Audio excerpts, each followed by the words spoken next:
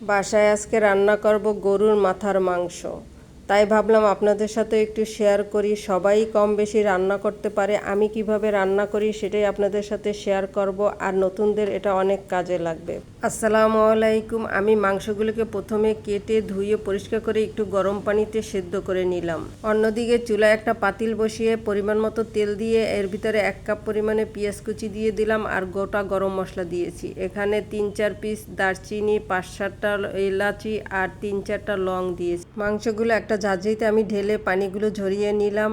আর পেঁয়াজটা একটু বাদামি কালার হয়ে আসলে এখন এর পেঁয়াজের ভিতরে মাংসগুলো দিয়ে দেব। দিয়ে এই পেঁয়াজের সাথেই আমি মাংসটাকে 10 মিনিটের মতো ভেজে নেব। আমি এখানে 2.5 কেজি মাংস নিয়েছি, সেই আন্দাজেই আমি মশলাগুলো দিয়ে দেব। 2 টেবিল চামচ আদা বাটা, 2 টেবিল চামচ রসুন বাটা, আর 1 কাপ টক দই, পরিমাণ মতো লবণ, 1 চা চামচের একটু বেশি জিরার গুঁড়া, 1 চা চামচ ধনিয়া গুঁড়া, 1 টেবিল চামচ হলুদের গুঁড়া, 3 টেবিল চামচ মরিচের গুঁড়া।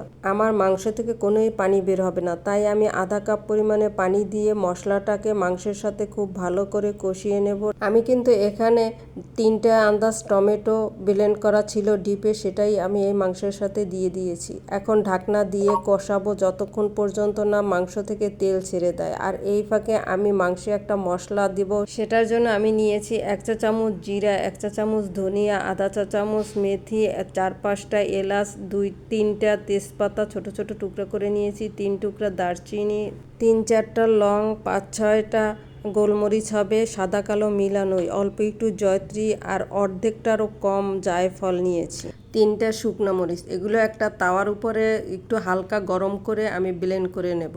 অল্প একটু রেখে বাকি মশলাটা আমি এই কষানো অবস্থায় মাংসের সাথে দিয়ে দেব। মশলাটাকে দিয়ে আমি মাংসটাকে 10 মিনিটের মতো ভালো করে কষিয়ে নিলাম। একদম ভাজা ভাজা হয়ে গিয়েছে। এখন আমি দিয়ে দেব ফুটন্ত গরম পানি।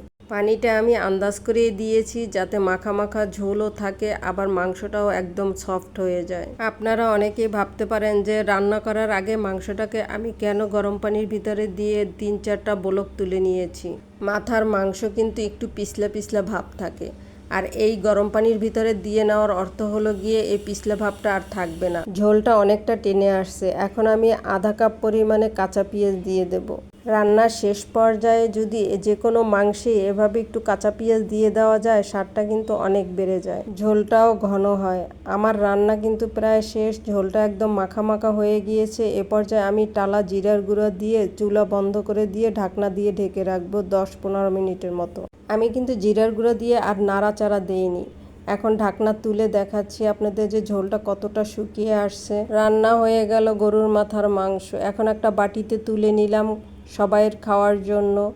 আর এই মাংসটা এতটা সফট হয়েছে, আর এভাবে রান্না করলে গরুর মাথার মাংস পিছলা পিছলা ভাবটাও থাকে না, খেতেও কিন্তু অসাধারণ লাগে। রান্নাটা কেমন হলো অবশ্যই কমেন্টসে জানাবেন, আর রান্নাটা ভালো লেগে থাকলে বেশি বেশি শেয়ার করে দিবেন। সবাই ভালো থাকবেন, দেখা হবে আবার কোনো নতুন রেসিপিতে। আল্লাহ হাফেজ, আসসালামু আলাইকুম।